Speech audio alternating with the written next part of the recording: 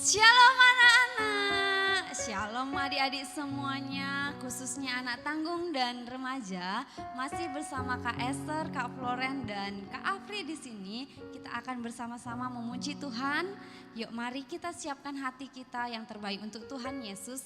Kita siapkan posisi kita yang paling nyaman untuk menyambut Tuhan Yesus hadir dalam ibadah kita. Kita sudah melewati 2020 dan berada di 2021, kita merasakan kebaikan Tuhan. Mari kita angkat pujian kita, Tuhan Yesus baik.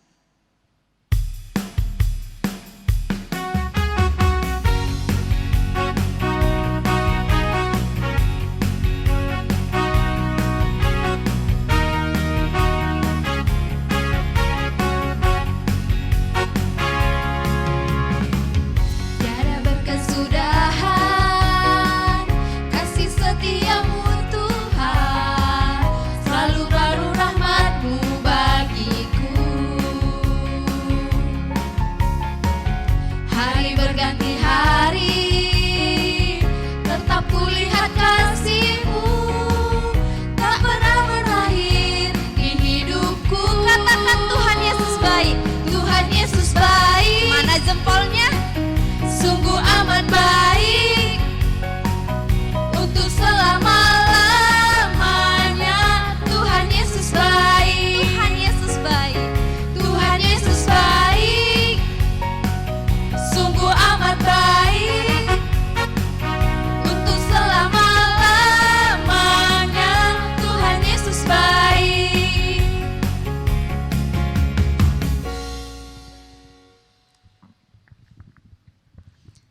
Kita siapkan hati kita di hadapan Tuhan, kita berdoa. Bapa Surgawi, Bapa yang sangat baik, Bapa yang sangat mengasihi kehidupan kami mengucap syukur Tuhan untuk setiap kemurahan hati Tuhan. Tuhan, kami di sini, anak-anak Tuhan seklasis Medan Kuta Jurung, anak-anak Tuhan, anak tanggung, dan anak remaja, ingin menyiapkan hati kami Tuhan, untuk bernyanyi, memuji dan memuliakan nama Tuhan. Kami yakin Tuhan sudah hadir di hati kami, Roh Kudus sudah hadir di hati kami. Mari berkati ibadah kami ini Tuhan, dari awal, pertengahan hingga akhirnya. Terima kasih Tuhan, kami siap memulai ibadah kami. Kami panjatkan doa kami melalui satu nama yang termanis, Yesus Kristus Tuhan kami. Amin. Baik. Kita mau angkat lagi pujian kita karena kita begitu merasakan kebaikan hati Tuhan. Kita memiliki Bapa yang luar biasa, Bapa yang sungguh baik, yang mengasihi kita. Kita angkat pujian kita, Bapa Engkau sungguh baik.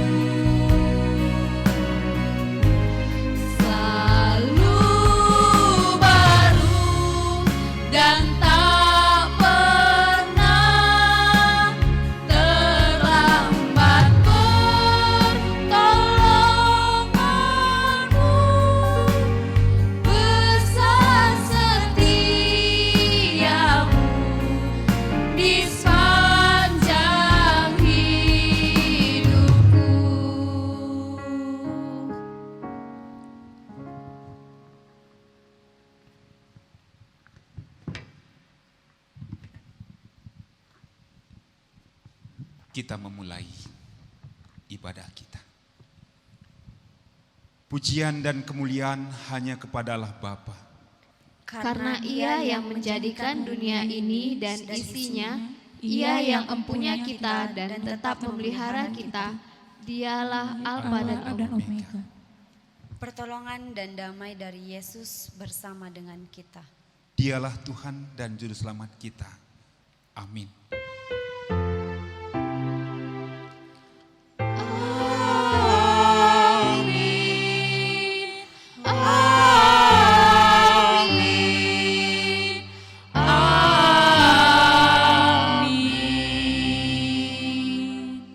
Berbahagialah dengan orang yang bersuka cita, dan menangislah dengan orang yang menangis. Roma 12 ayat 15. Kita bernyanyi.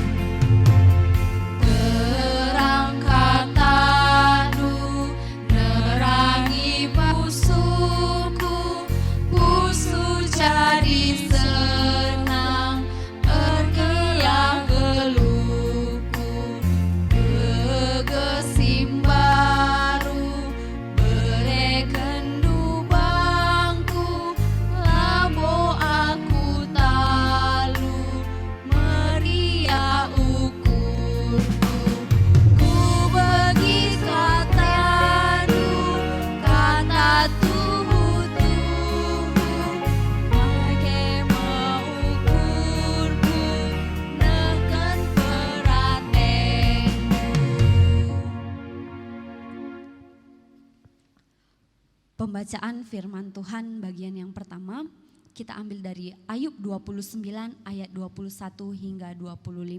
Begini firman Tuhan.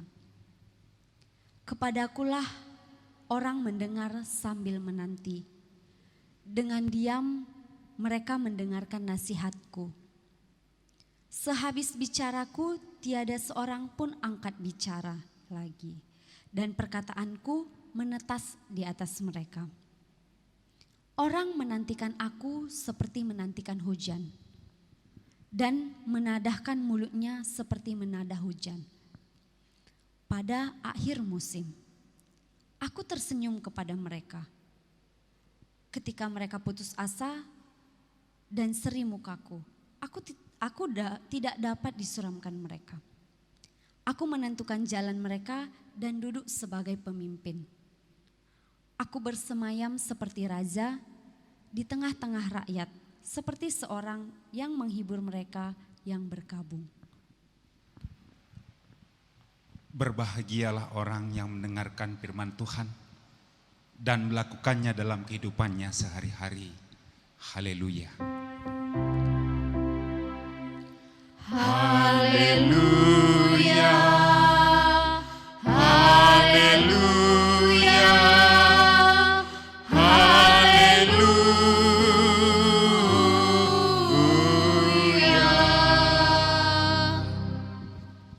Kita bersatu dalam doa untuk mendengarkan firman Tuhan. Kita berdoa. Kami bersyukur ya Tuhan,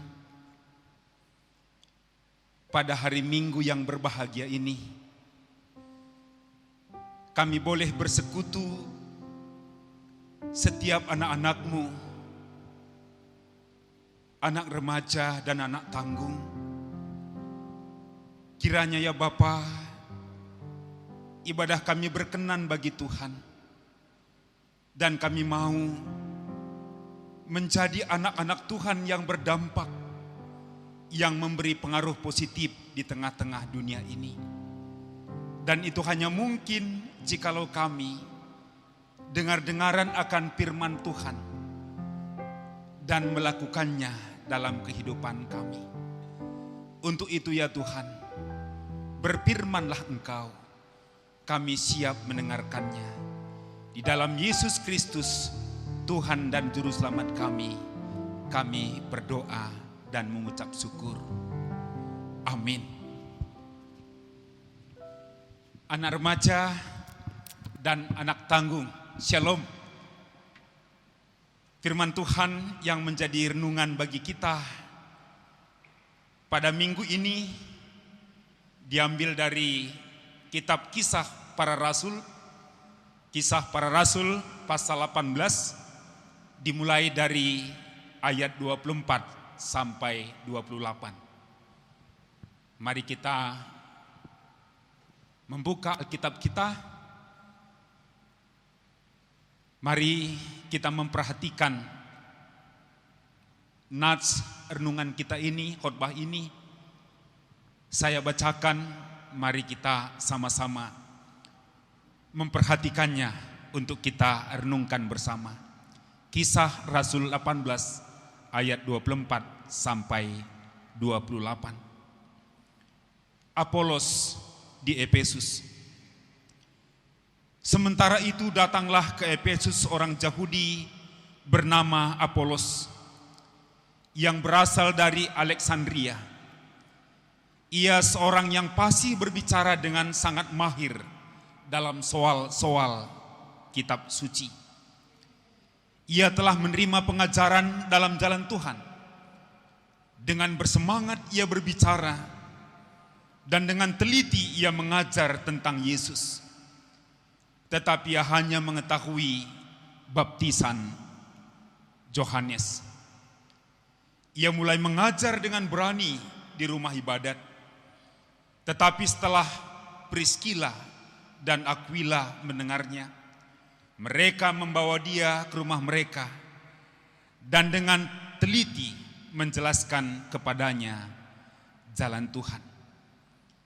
Karena Apolos ingin menyeberang ke Akhaya, saudara-saudara di Efesus mengirim surat kepada murid-murid di situ supaya mereka menyambut dia. Setibanya di Akhaya, maka ia oleh karena kasih karunia Allah menjadi seorang yang sangat berguna bagi orang-orang yang percaya.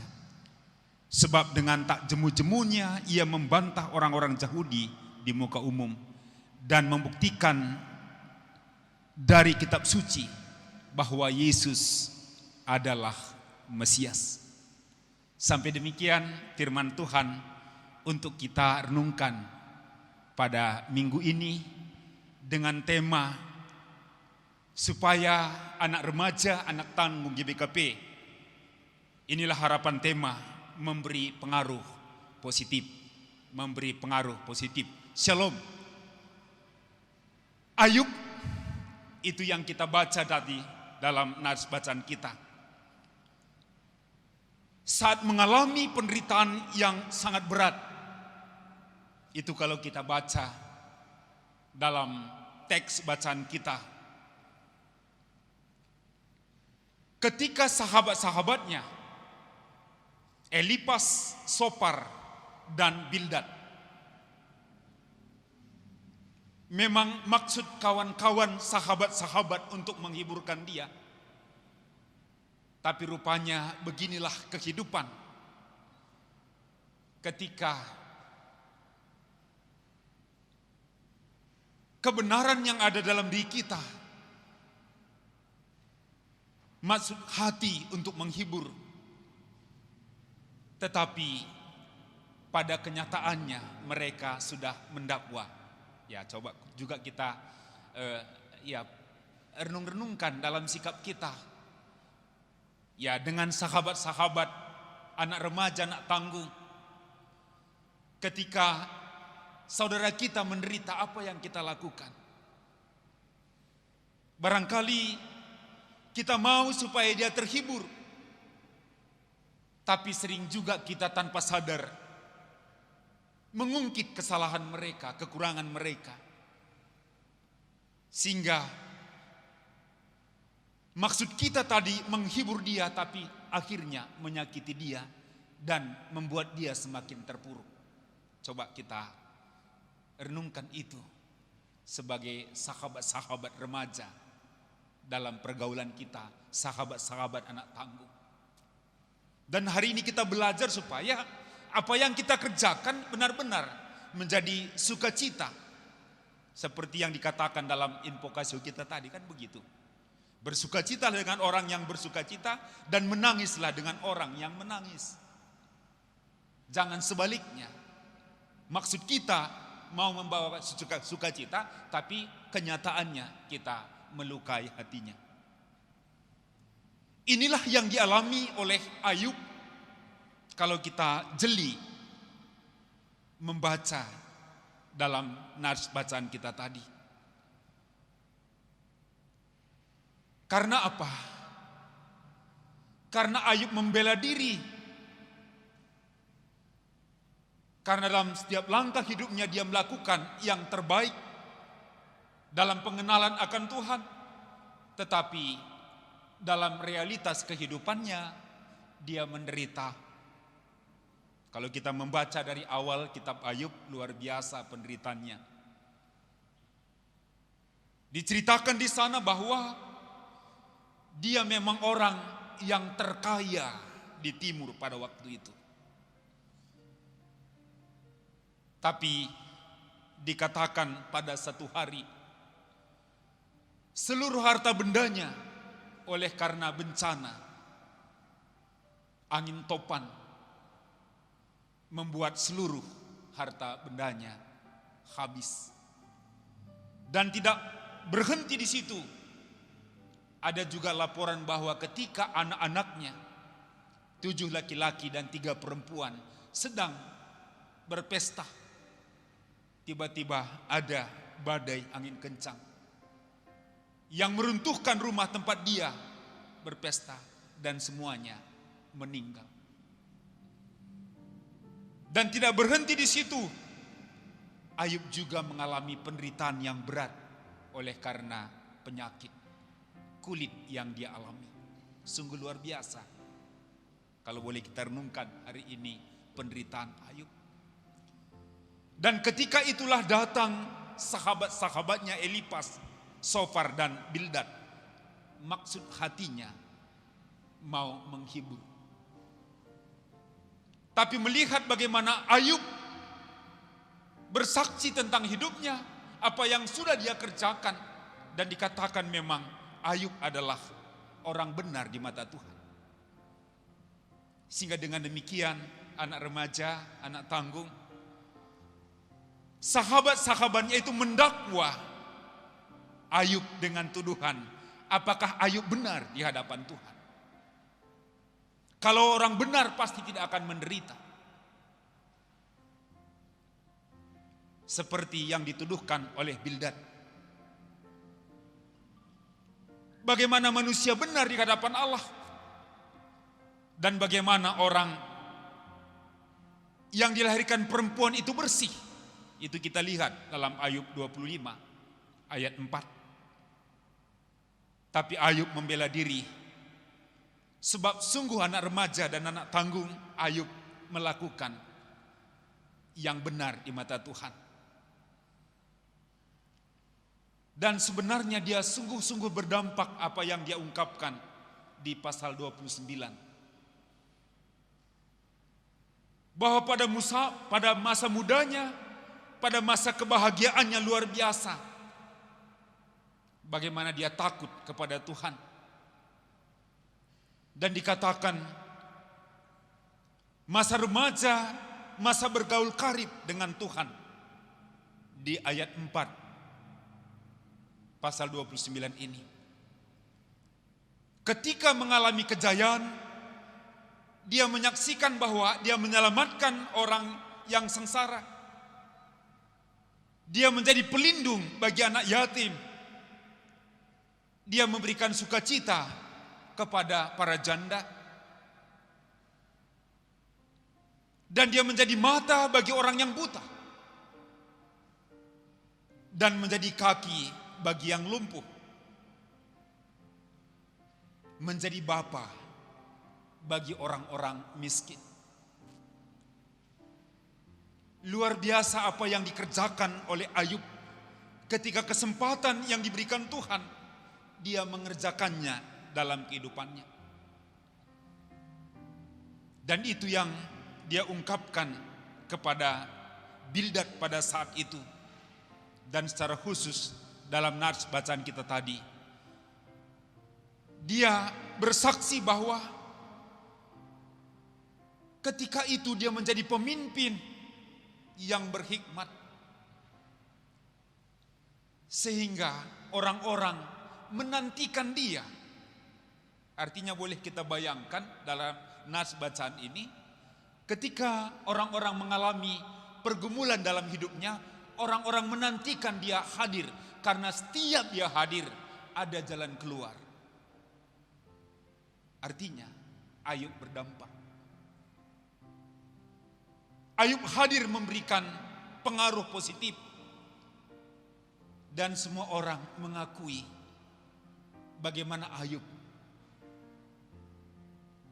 bisa memberikan solusi dalam kehidupan. Dan dikatakan bahwa orang-orang menantikan perkataannya sebagai nasihat yang memberikan kelegaan. Orang-orang merasa nyaman tinggal bersama dengan dia. Artinya anak remaja dan anak tangguh, mari kita belajar dari apa yang diungkapkan Ayub ini dalam kehidupannya.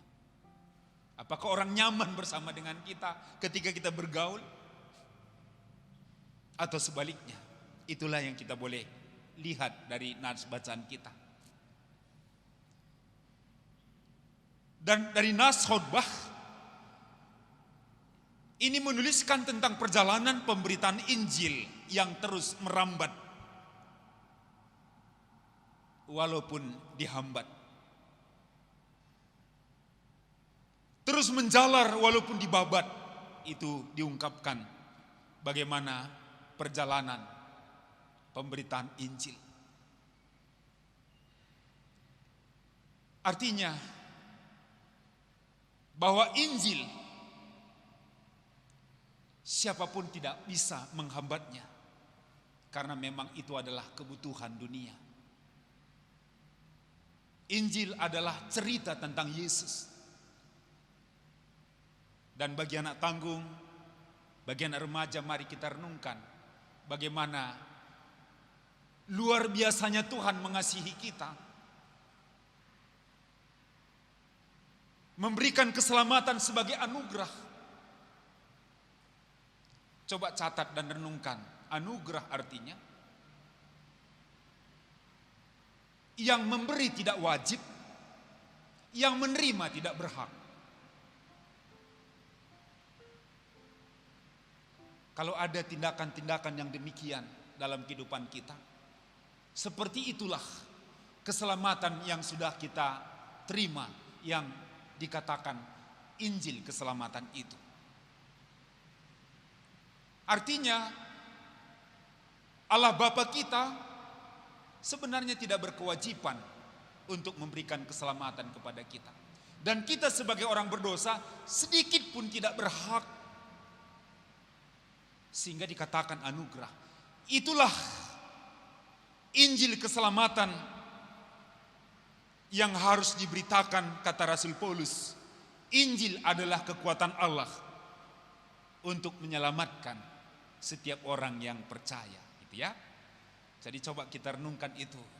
Injil adalah kekuatan Allah untuk menyelamatkan setiap orang yang percaya.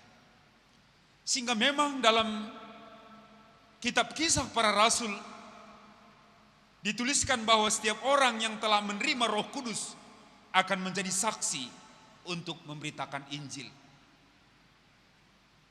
Dalam Kisah 1 ayat 8 itu dikatakan. Sehingga memang Injil harus disebarkan, harus diberitakan supaya dunia dapat diselamatkan. Demikian keluarga Priscilla dan Aquila. Ketika Rasul Paulus harus pergi dari Aten ke Korintus karena orang mengusir dia dalam pemberitaan Injil. Tapi Paulus tidak pernah berhenti, dan ketika dia menyeberang ke Korintus dan di sana dia bertemu dengan keluarga Priscilla dan Aquila. Dan sungguh luar biasa karena sama-sama pekerjaan mereka membuat tenda sehingga mereka akrab, mereka bersahabat. Sehingga dalam kehidupan mereka tidak terhambat dalam memberitakan Injil. Dan itulah yang dikatakan sekitar nas renungan kita. Paulus dengan keluarga Priscilla dan Aquila berkeliling memberitakan Injil. Dan pada saat mereka menyeberang ke kota Efesus, mereka bersama-sama. Dan ketika mereka memberitakan Injil di Efesus, Rasul Paulus meninggalkan mereka di Efesus untuk melanjutkan perjalanan pemberitaan Injil ke Antioquia melalui Kaisarea. Artinya Rasul Paulus tidak pernah berhenti dengan pemikiran supaya berdampak. Oleh karena Injil satu lagi akan kumenangkan bagi Kristus. Ya anak remaja, anak tanggung, coba kita renungkan ini sehingga memang bagaimana kita berdampak nanti ada pemikiran bahwa satu lagi harus aku beritakan supaya diselamatkan.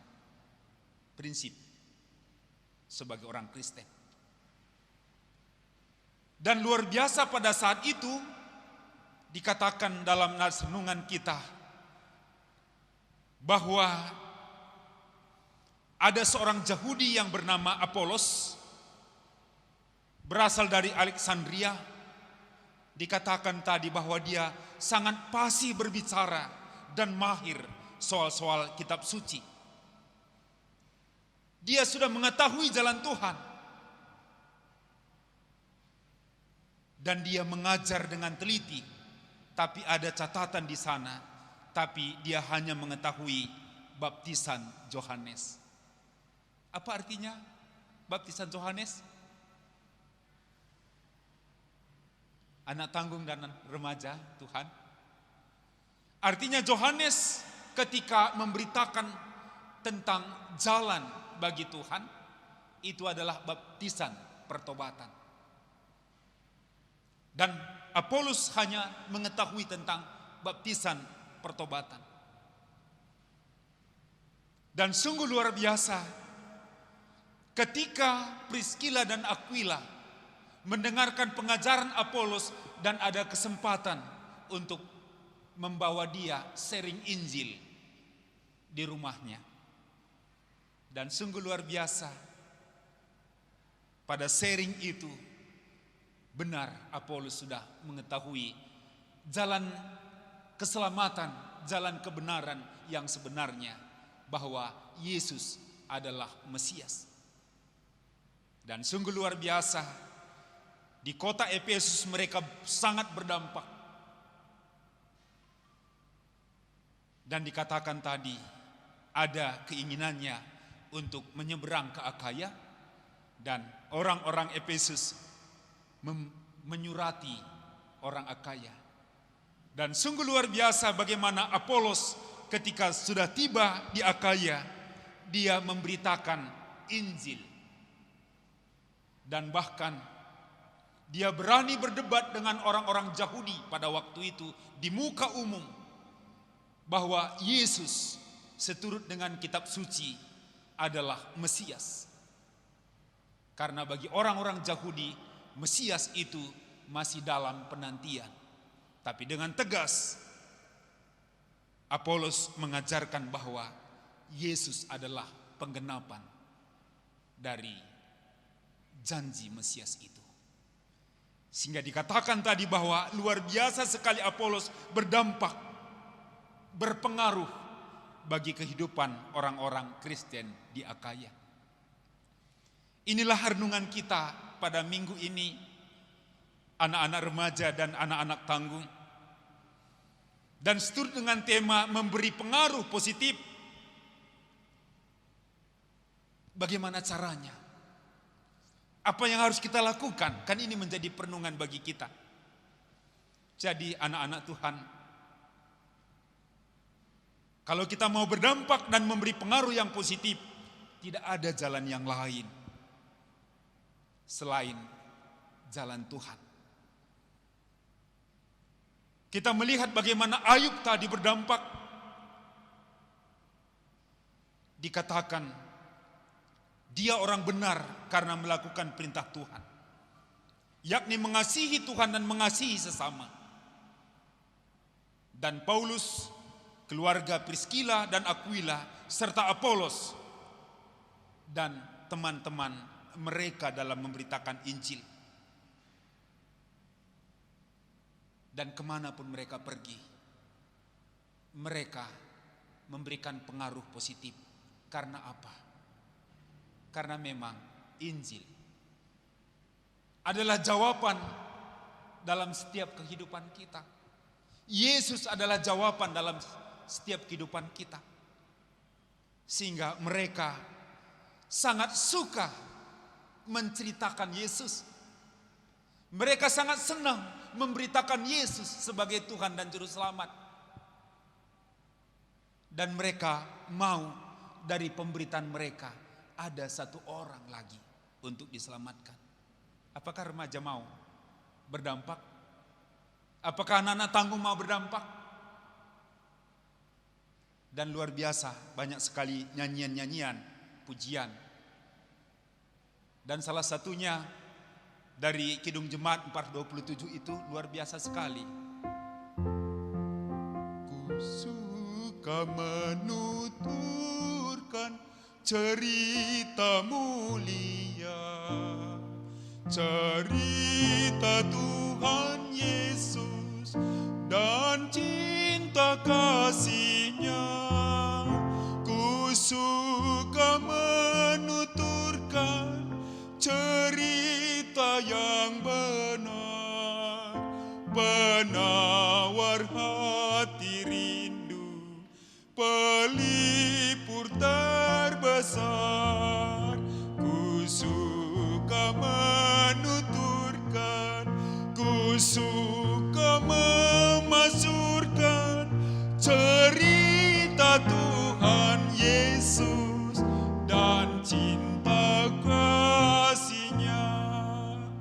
Anak remaja, anak tanggung, marilah kalau mau memberikan pengaruh positif, berdampak dalam kehidupan kita di tengah-tengah keluarga, marilah kita bercerita tentang Yesus.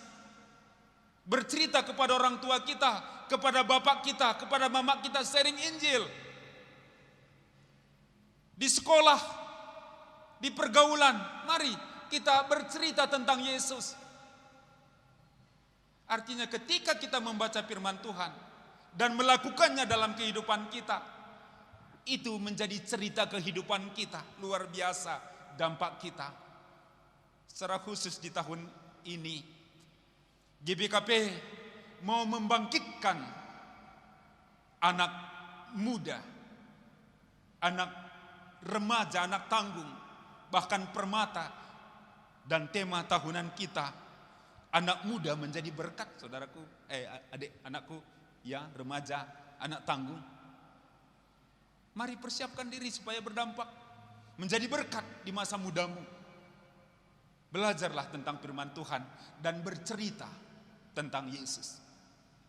Sehingga sungguh seperti Ayub, seperti Rasul Paulus, seperti keluarga Priscilla Aquila, demikian juga keluarga anak remaja dan anak tanggung boleh berdampak dan juga Apolos tadi bisa berdampak oleh karena memberitakan kebenaran firman Tuhan, Injil yang menyelamatkan.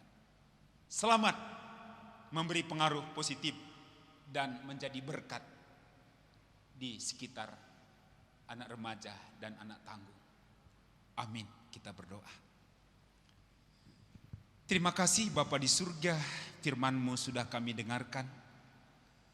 Biarlah Roh Kudus-Mu ya Tuhan menghidupkan firman-Mu dalam kehidupan anak-anak remaja dan anak-anak tanggung GBKP yang mendengarkan firman-Mu ini ya Bapa, sehingga mereka sangat suka menceritakan Injil, menceritakan Tuhan Yesus, menceritakan yang benar dalam hidup mereka, sehingga sungguh mereka memberikan pengaruh positif, berdampak di tengah-tengah keluarga, di tengah-tengah pergaulan sehari-hari, di sekolah, dan di mana saja mereka boleh Tuhan pakai ketika mereka dimampukan untuk menceritakan Injil. Berkati firman-Mu Tuhan, karena kami datang di dalam Yesus Kristus, Tuhan dan Juru Selamat kami yang hidup. Amin. Anak remaja dan anak tanggung, mari kita berdiri bersama-sama dalam pengakuan iman rasuli. Aku percaya kepada Allah Bapa yang menciptakan langit dan bumi. Aku percaya kepada Yesus Kristus, anaknya yang tunggal Tuhan kita, yang dikandung dari Roh Kudus, lahir dari anak darah Maria, yang menderita di bawah pemerintahan Pontius Pilatus, disalibkan, mati dan dikuburkan, turun ke dalam kerajaan maut, pada hari yang ketiga bangkit pula dari antara orang mati, naik ke surga, duduk di sebelah kanan Allah Bapa yang Maha Kuasa, dan akan datang dari sana untuk menghakimi orang yang hidup dan yang mati. Aku percaya kepada Roh Kudus, gereja yang kudus dan am, persekutuan orang kudus, pengampunan dosa, kebangkitan daging, dan hidup yang kekal. Amin. Terpuji Tuhan, kita sudah mendengarkan khotbah dari pendeta kita. Kita angkat pujian kita, ku nyanyi haleluya.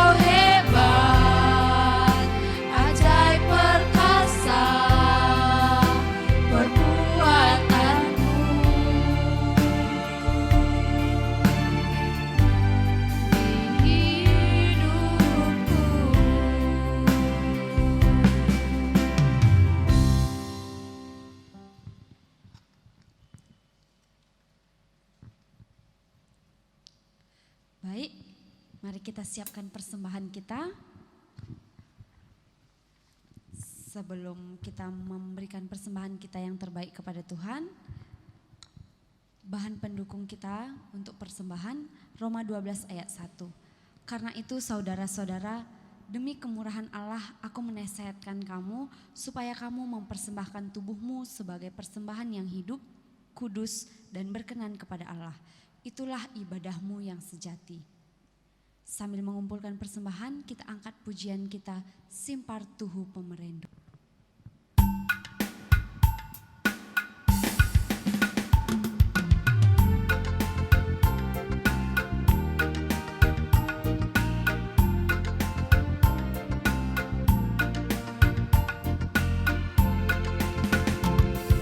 Simpar Tuhu Pemerendu, jujur kendukap man bangku, ler mengkakel maukurku, lalu lau paluya satendu. Alo kendu oh Tuhanku, persembahan anakku, usekenlah pasu-pasu, berteluhi perpulunganku. Benih sisuan kami, epekap ibas kamnari, kuasa maha catura, kuasa maha saertua. Alo kendu oh Tuhanku, persembahan anakku, usekenlah pasu-pasu, peteluhi perpulunganku.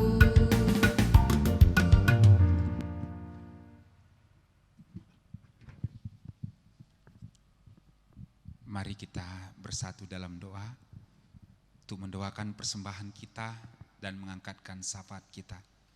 Kita berdoa. Kami bersyukur ya Tuhan di tengah-tengah kebaktian kami saat ini.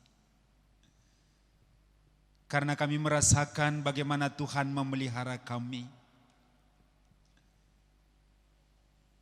Khususnya di tengah-tengah kami menghadapi pandemi virus corona. Demikian Engkau menjaga kami dan orang tua kami, serta seluruh keluarga kami Tuhan. Dan Kau juga yang mencukupkan segala keperluan kami. Hingga saat ini kami merasakan berkat-berkat Tuhan. Bapa, di tengah-tengah kebaktian ini, kami telah memberikan persembahan syukur kami. Mari Tuhan berkati, sehingga boleh dipakaikan menjadi alat pelayanan di tengah-tengah gerejamu. Dalam pelayanan secara khusus, di pelayanan KAKR, kiranya Tuhan yang memberkati seluruh pelayanan yang sudah dikerjakan, sehingga gerejamu semakin berdampak di tengah-tengah dunia ini. Bapa di surga, seluruh anak remaja dan anak tanggung pada saat ini, kami berdoa untuk orang tua kami yang terus bekerja, yang terus melakukan aktivitas untuk mencari berkat-berkat Tuhan melalui penghasilan mereka. Berkati Tuhan kesehatan mereka.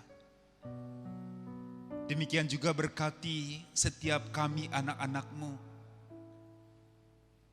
khususnya anak remaja, anak tanggung, menjadi sukacita di tengah-tengah keluarga. Dan seturut firman-Mu ya Bapa, memberikan pengaruh yang positif. Tentu ini juga menjadi sukacita kepada orang tua. Bapa di surga, berkati pelayanan KAKR, berkati guru-guru yang terus mengajar, walau saat ini sangat terbatas karena pandemi virus corona. Tapi kami percaya Tuhan, mereka terus rindu melayani, bertemu langsung dengan anak-anak seperti biasanya di kebaktian anak dan kebaktian remaja. Kami berdoa Bapa, supaya mereka juga dapat bersukacita dan pelayanan KKR di GBKP terus dikerjakan. Bapa, kami berdoa untuk permasalahan pandemi ini. Kami mendengar dan turut merasakan rasa kehilangan ketika ada keluarga oleh karena COVID meninggalkan dunia ini. Sehingga Bapa, seluruh anak remaja, anak tangguh berdoa, kiranya segera tuntas masalah virus corona. Inilah doa pengharapan kami Tuhan. Masa depan kami sebagai anak-anak Tuhan, generasi di tengah-tengah keluarga, di tengah-tengah gereja, masyarakat bangsa dan negara kami, bahkan dunia ini. Berkati Tuhan anak tanggung, anak remaja GBKP. Inilah kami Tuhan dengan segala keterbatasan kami, mengangkatkan syafaat kami, Tuhan yang menyempurnakannya. Karena kami datang di dalam Yesus Kristus, Tuhan dan Juru Selamat kami yang hidup. Amin. Gini, oke lah. Baik, kita angkat pujian kita. Hidup ini adalah kesempatan.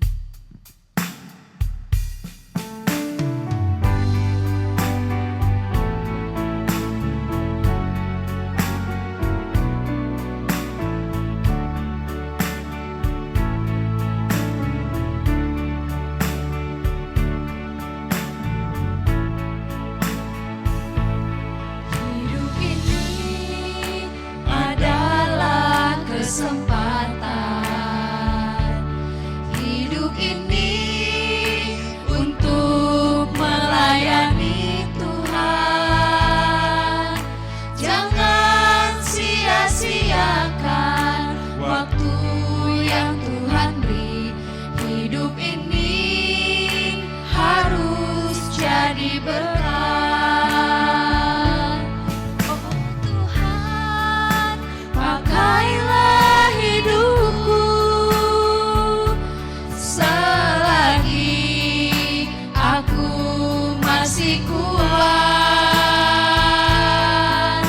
Bila saatnya nanti ku tak berdaya lagi, hidup ini sudah jadi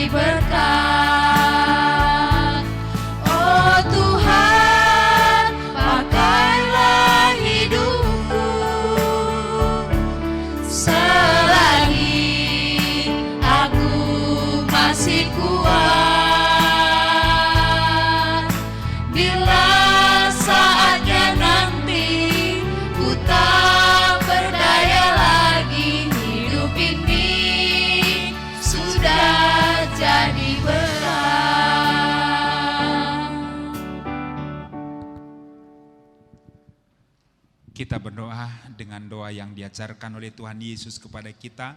Doa Bapa kami kita ucapkan bersama-sama. Bapa kami yang di surga, dikuduskanlah namamu, datanglah kerajaanmu, jadilah kehendak-Mu di bumi seperti di surga. Berikanlah kami pada hari ini makanan kami yang secukupnya, dan ampunilah kami akan kesalahan kami, seperti kami juga mengampuni orang yang bersalah kepada kami. Dan janganlah bawa kami ke dalam pencobaan, tetapi lepaskanlah kami daripada yang jahat, karena Engkaulah yang punya kerajaan dan kuasa dan kemuliaan sampai selama-lamanya. Amin. Kita akan pulang dengan damai dan sukacita, dan terimalah berkat Tuhan. Kasih karunia dari Allah Bapa di dalam Yesus Kristus dan persekutuan dengan Roh Kudus kiranya menyertai engkau sekalian. Amin.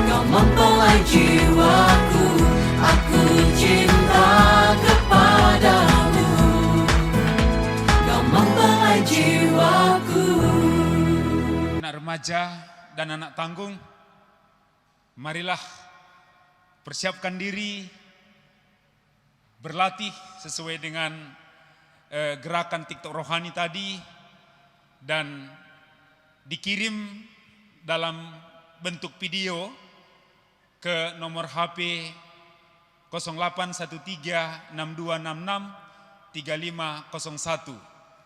Ya, dan kejuaraan kita ambil 3 orang anak tanggung dan 3 orang anak remaja. Oke, selamat untuk mengirimkan videonya. Terima kasih.